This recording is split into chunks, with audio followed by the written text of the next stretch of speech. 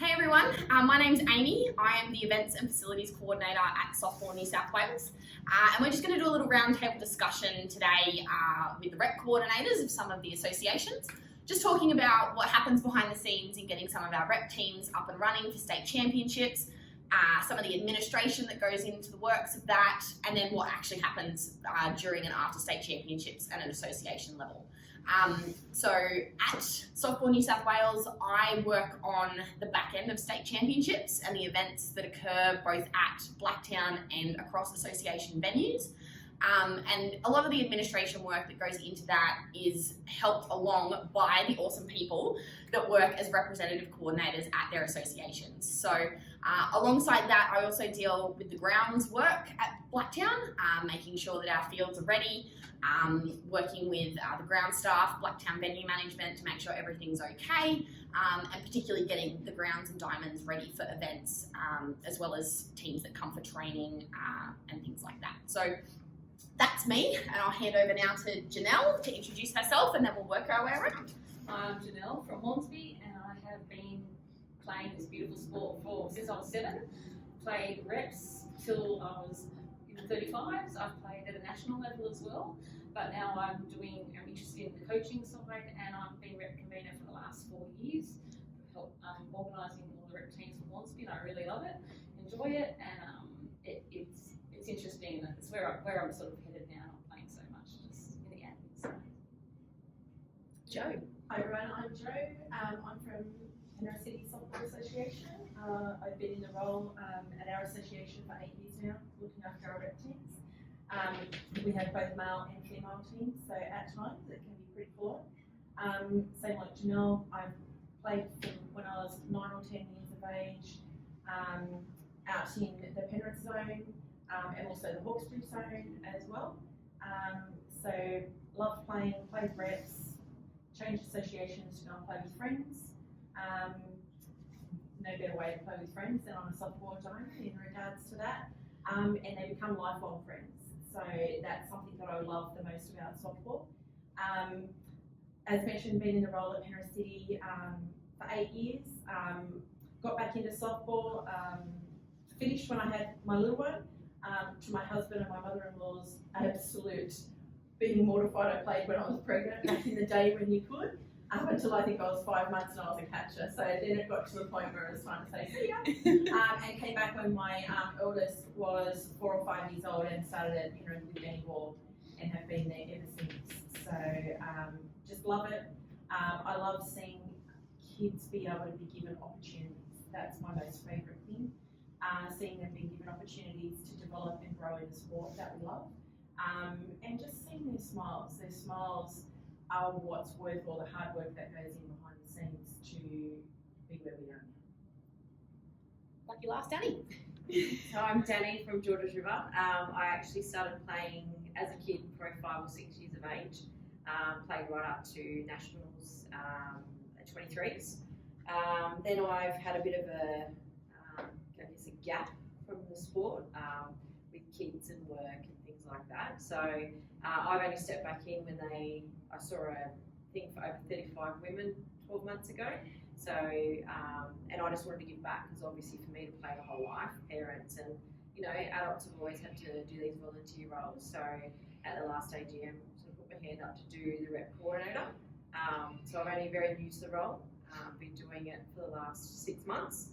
And other than that, mine is all basically playing. So now I'm doing a bit of coaching too, which I'm loving. So, but very new to the admin side. All right, so I'm thinking it's probably easiest for us to start at the beginning, I guess, when it comes to looking at how we enter teams and do all that sort of stuff. So before we even sort of get to the point where I'm involved, you guys are obviously looking for players that are interested in playing, expressions of interest, team trials, all that sort of stuff. So tell me a little bit about what happens at each of your associations, sort of like what's the process and how easily or difficult do you find it to get, players, coaching staff, all that sort of stuff involved for each of the teams? I'll go. Yeah. First of all, I wait for the Bible, which comes from Softball NSW, which has the dates. So after the AGM is generally when I'm hunting that down if I haven't attended, because obviously that sets the ball rolling for where things are going to fall into play. And generally under 10s are the first cab off the rank, normally. Well, it's changed now with 23s and 35s, so certainly I start looking at least 3 to 5 months in advance, if that time allows us to. And from there, the ball starts getting put in motions of getting dates organised for when we're looking to wanting to apply for officials. And then certainly from the officials' point of view, I then also try to correlate sending out expressions of interest nomination forms for the appropriate age group, and then try to have a flow-on effect so that I can have the officials and at least the head coach appointed. That will then allow the trials to start progressing and moving on from there. And then obviously organising selectors for all of that to start happening ready for the trial dates for that age group. You guys pretty much the same sort of process? Pretty much. Yeah. Pretty much, yeah. I mean, you guys have boys and girls for some of the age groups, sometimes, but it's mainly more the girls stream. So do you find it easier without having to deal with the boys as well, or like just a single team? I don't think it matters boys or girls. It's just less volume. I don't have double the teams, but we do have a men's team that, and we do encourage boys at our association because we do have brothers that come along, and instead of them running up and down the sidelines, they might as well be involved. Absolutely. And so we take everyone and to a certain age group until then they need to move on to, if they want to get somewhere in the boys, then we'll guide them to another association that can help them on where they want to be.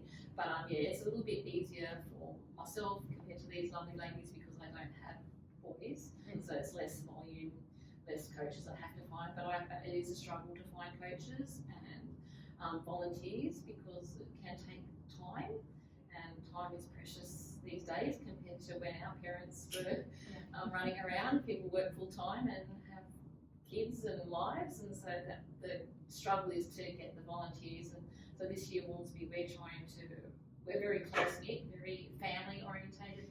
Call ourselves a Hornsby family more than anything. So all the clubs are very good friends, and so we're trying to get together and improve our coaching levels and try to get some more people involved this year because we have to keep moving, otherwise we're going to run out of people to help in the future. So we're sort of pushing this year for volunteers. I'm glad you mentioned that because, like, with Joe's timelines and stuff, when you start looking at it, it is sort of a 5 to 6 month process for every championship. And come next year, we're going to have 10, I think I counted off the other day, individual state championships. So it's really hard to have volunteers and parents and coaches that are willing to give a commitment that's 3 to 4 months leading into that, and some of them do multiple championships as well. And it's really fantastic when you have people that are so willing to give back and help, especially in more than one age group, or if they've got connections because they've got multiple kids and things like that. Do you guys have the same sort of difficulties, I guess, in the background, or you find that it's a little bit easier for your particular association? So like we've got a good pool of coaches. Obviously, since I've stepped into the chair, it is hard that we're running 5 or 6 teams at the moment, and then starting 23s and 35s so soon after Christmas, which I know is normal. But obviously, all of these tournaments that are about to happen are not normally all in December. Yes. Yeah. So I think it was really hard to get, like, those coaches were all appointed. Most, like, our 16s are ready to go, as I'm sure both yours were. It was a matter of that's okay. But yeah, rolling through COVID and then people going, well, I need to give that time in December. That's the biggest hurdle this year. But normally, you've got a certain core group of coaches that will come through and work with certain age groups. So it is good, but yeah, I think for me, I've only just come back into it, and there's been a few changes, and there's always going to be that like a shift of coaching. But it is good that you can pull on so many people. But it is, I think it's more that nerves of how much time is it going to be. What am I getting myself into? When in actual fact, when you're out there with your kids, you love being there, so it doesn't feel like hard work. But it is that thing of how much do I have to commit my time as a coach. So yeah, that's, I think, one of the main things is being able to talk to people and say, look, we want you to coach, we want you to manage. Look, it's not a big job. This will help you understand what it it's having that opportunity to speak to people, especially this year with COVID not being in the park. Yes. Well, I think our volunteers are gold. They're Yes. absolutely gold. And it hasn't, like this year just hasn't been this year, COVID last year as well. So for the majority of our teams coming off last year in regards to rolling over to this year, I lost 1 or 2 coaches from last year because of COVID. They were involved with under 10s and it dragged out 9 months, so it was a little bit longer. And they also have their own business. So this year totally understood that they couldn't afford to have that time. However, in saying that, we had coaches that were involved with under 16s last year that went through the same process, and are back this year with under 16s that COVID hit again. Going through the same process. We're ready to go. I cannot speak highly enough of our coaches at Penrith City, which is the same as everyone. We've got an amazing group of high performance coaches and foundation coaches. We're also in the process where we've got a proactive coaching coordinator who is also going around getting those that are at level 1, level 2, trying to convince them to get all their modules done, promoting that.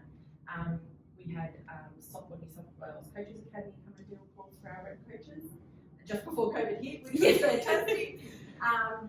Can't speak highly enough of that. We had coaches that attended that come away again just, I think, thought refreshed again, and their hunger was there, learning some new things, which was brilliant. And we're ready to go again with the season just starting, which we started last weekend, waiting before the rain. And that was brilliant, having everyone back and seeing new coaches that have started for the season and waiting to get those new coaching courses done for the new coaches coming through. But you're right, with the volunteers, we would be lost without them. And everyone has their own little idiosyncrasies. And I think it's really important in my role to know these people, because when you get to know someone, you get to know more about what they like, what they love, and you can help them.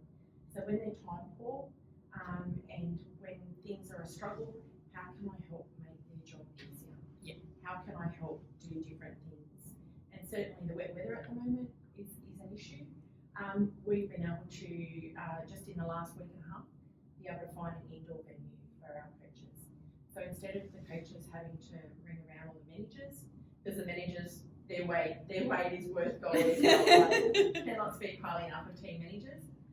And along with all of them, the scorers and the assistant coaches, trainee coaches. But I think the most important thing is communication. You need to be able to speak on many different levels and with many different people. So I really, really feel communicating and letting them know that you are there if they have an issue, that you are there if they need to ask any questions, no matter what. I can sometimes get messages right up till later in the night if there's a big issue and they know that I'm available for them. And it hasn't been unheard of for me being on the phone at 10:30 at night fixing problems. Yeah. Sometimes it just happens, and sometimes there are things that have to get fixed. Absolutely. When I was the rep coordinator at Cumberland before I moved into this role, I found the same thing. Like, it'd usually be something that you have to deal with after they'd had their training session. So, you know, sometimes it's good to just get onto it straight away instead of waiting until the following day to deal with it. But fingers crossed, it didn't happen very often, which is good. I mean, you all mentioned that, you know, obviously volunteers are hard to come by, but they're worth their weight in gold once you get them. If anything, I'm thinking COVID might be a blessing in disguise in that sort of area, because everyone's so keen to get back to doing something and helping and getting involved.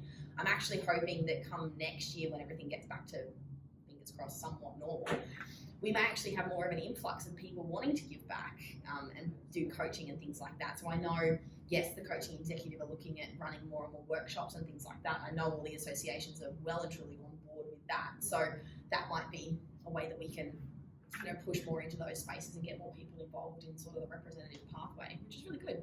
Yeah. But you all also spoke, I love, about our lovely timetable at the moment, COVID impacted. The second year in a row, it's fantastic.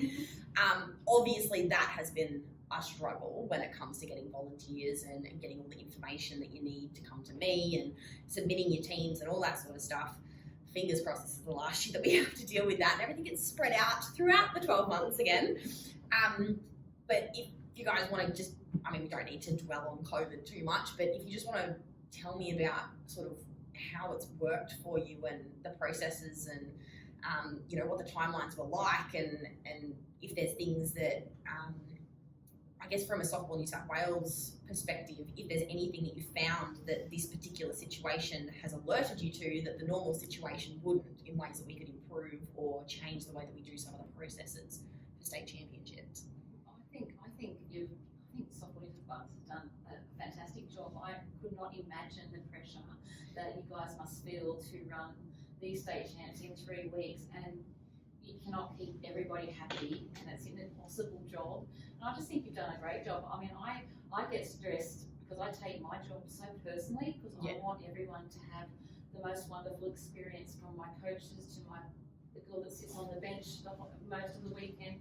I want everyone to walk away and feel like it was worth it and they had a great time and they want to participate again, because the big issue for me is participation. I want them to come back again and have a go at reps, because you might have that bottom age child that was a bit young and she's got the taste of it, so you want it or him as well, to come back and have another go.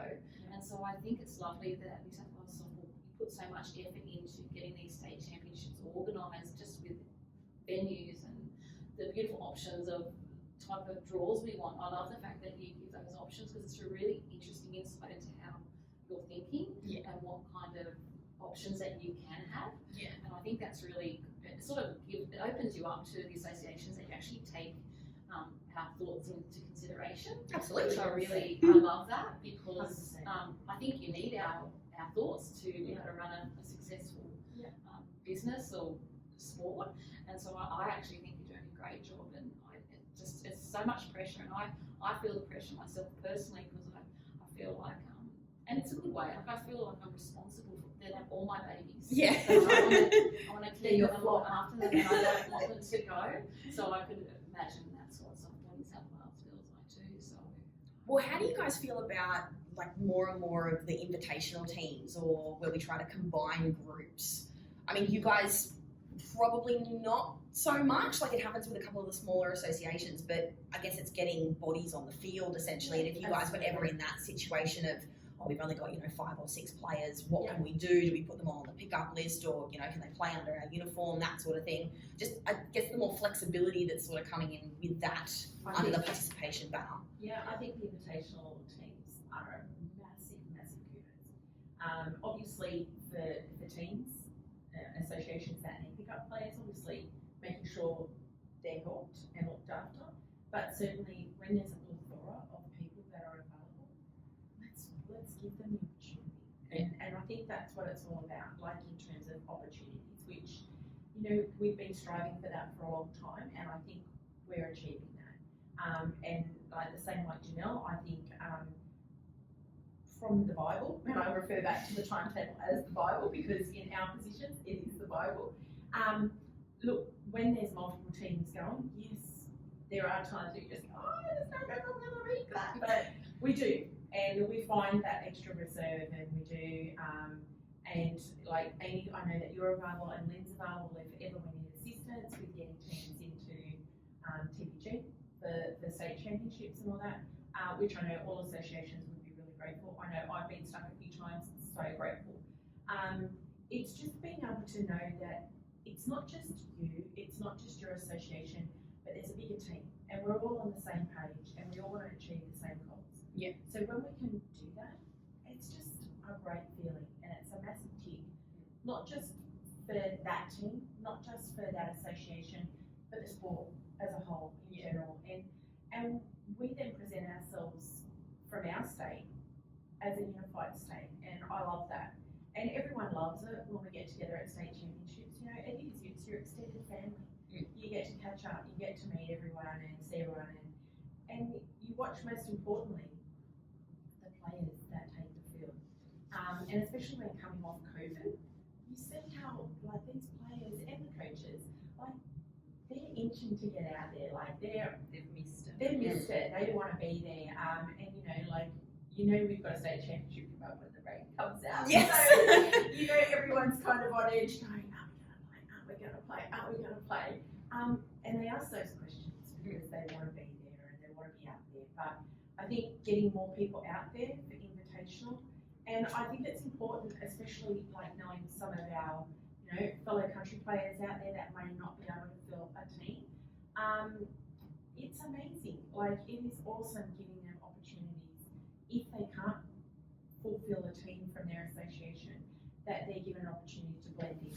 Yeah. And like, I don't think anyone looks at it, or anyone as a pickup player, as any differently. I know we had to pick up players from Penrith for the first time in forever 2 years ago for 23 women's. And those 2 players we got came from Hornsby, which was amazing. And those girls loved it and went, "Oh, we can't have a team next year, can we come back?" For me, that was the massive kudos. We want to make them part of the family, and that was successfully achieved. So I look at it, it's not just that you're from this association and you just, black bread, white bread, whatever. But we had some people that come across from another association that integrated as if they'd been there forever. Yeah.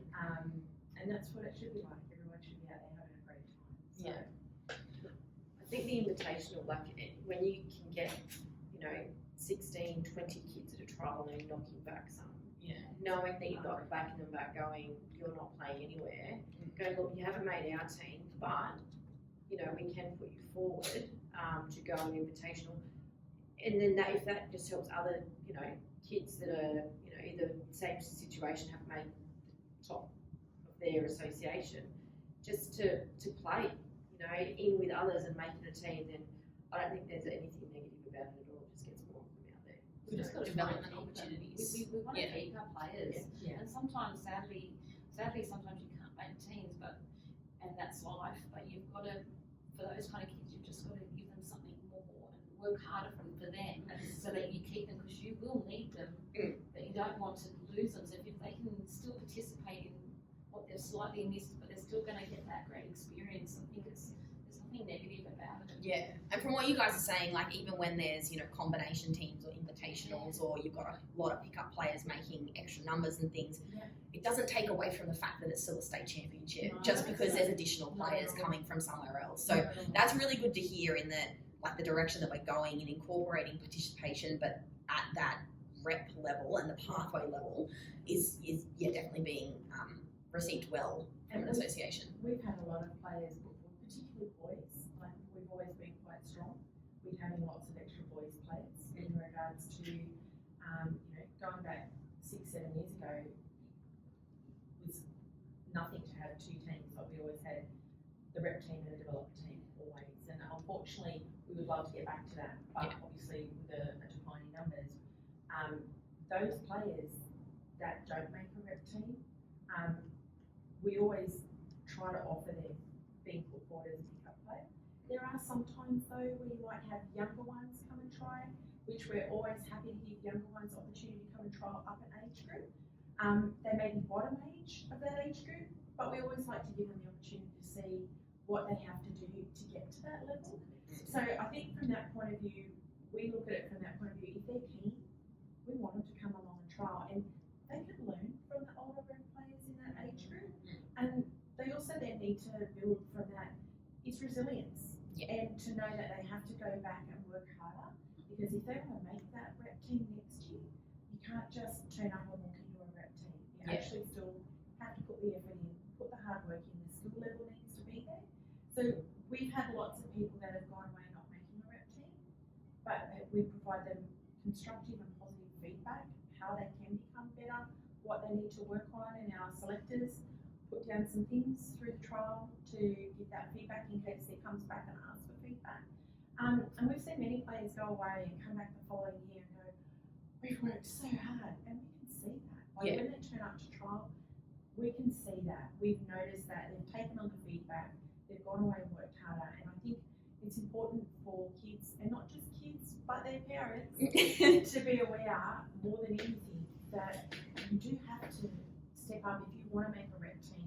There's extra training that's involved. Like, there's kids that might go off and go, "You know what, I need a batting coach because my batting was what let me down." And they'll go and find a batting coach, or they might get somebody from within the association to help them. Or there might be kids that their arm strength wasn't quite there, so they went off and were given drills, got someone to help them. Or sometimes even parents, need to put that helping their child want to go further. But in seeing that, and you've seen kids go off and play for other associations and missed out that year for Penrith, but come back the next year and were so much more confident with having that opportunity being picked up. And whilst we acknowledge our rep players from our association, we also acknowledge our pickup players. Like, we make sure there's a special post that goes up and acknowledges the pickup players and who they're playing for, and wishing them every success at that state championship. And most importantly, to go and have fun, meet new people and have fun. So it's good, like, that participation aspect is in there, but it's also good that the players sort of get those skills and those life lessons from potentially not making their own team.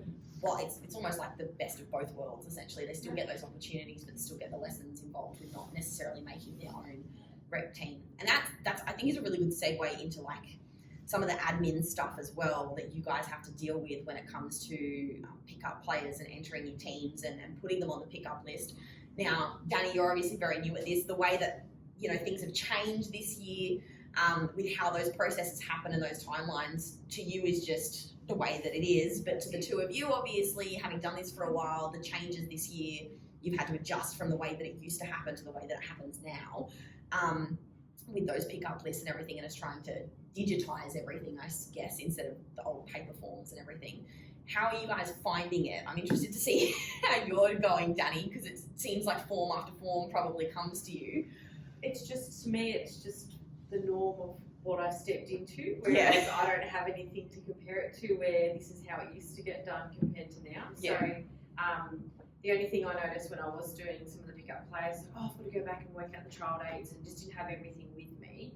But once I had done it once, then I go, I need to know these things, which, whether that was what you had to have in the old way of doing it, I don't even know how the old way was, but, you know, it's there just to show that obviously we've held a trial, they didn't make it, we had this many people, just to know what goes on that form.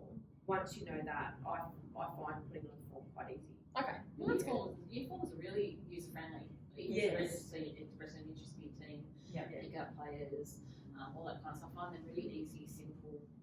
Obviously, more information's been added to them. Like in the past, you just used to add the team and that was it. Obviously, now we're starting to look at more providing us with your team management when you do that team entry, so that we can start checks earlier if there's any problems and things like that. Just makes it easier both on our end and your end from an administration perspective. But obviously, then when it comes to entering the team, you guys have to have all that information beforehand, which then, you know, needs a little bit more shuffling and stuff in the background. But from the sound of it, for you guys in particular, and from what I've heard from other associations, you've all adjusted your own timelines to fit that, so that you have that information come when those forms are due. So that's really good. I've probably been a little bit, it's actually helped me become a bit more organised, because sometimes for Hornsby I can have the team, but I actually haven't found my coaches yet. We always have a head coach. But the rest of it sometimes is a little difficult to come by. I had to sort of go, okay, I've really got to get everyone first. That's how you Feeling feel like like what you we come into play and you're making phone calls. Like, Just warn someone that their name's going to go down. You may not be the one, but I know you're accredited, so you're going in. oh yeah, I may have done that. that's what I said. You want a hand? Yeah. Yeah. If there's anything I can do to help, right, well. Yeah, no, that's good. Because obviously it makes it a bit easier on my end, but from the sound of it, even though it was quite a change to begin with, everyone seems to have sort of rolled with it this year as much as they could, and then it all changed, obviously, when we had to redo the team entries for the back end of the year. But yeah, that process of if you guys adapt your schedules to that one, then it all seems to flow a little bit easier. I think you're kind. I think New South Wales is kind to us too, because I try to be. In the sense of it's a lot of information all at once, and you're just being very kind and obliging for this at this It's point. reminders. Like, for me, it was one of those things that, again, not knowing what it was, but with the short turnarounds and all the changes, just having that extra reminder going, this is what you need to do. So you print it out, you've got it there ready to go. But it is followed up with that little reminder, just going, I needed that little nudge because, I had to get onto that. Or, you know, whatever. So it's not just like, we'll just let it slide and then go, smack you, because you didn't do it. It's the reminder before the smack. So I think that helps with organising it. I think there is some benefit to the fact that I did do that role like at an association level for 2 years. So I'm coming at it from the perspective of I know the amount of stuff you guys go through and how much work it is in the background, and to just give you as much of a hand as humanly possible, to make that as simple as possible, essentially. Yeah. And that's good. Appreciated. Yeah, very much from that point of view. Like from the team entry to the pickup players is so much.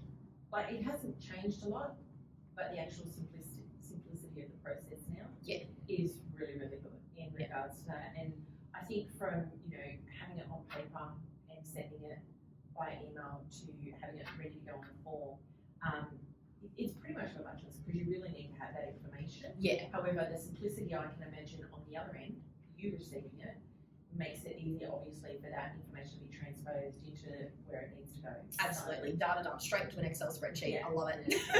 So even that, like, do you guys use an expression of interest form online?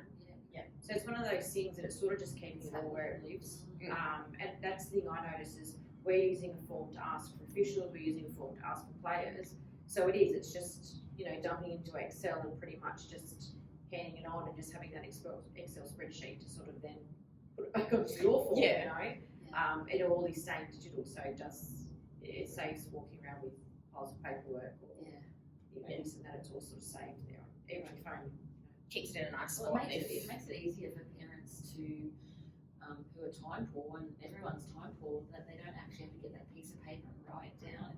They can do it on the phone, in the car, in the bus, or at training, I'm playing bing bing bing done, and it just takes so much less time to have those forms online.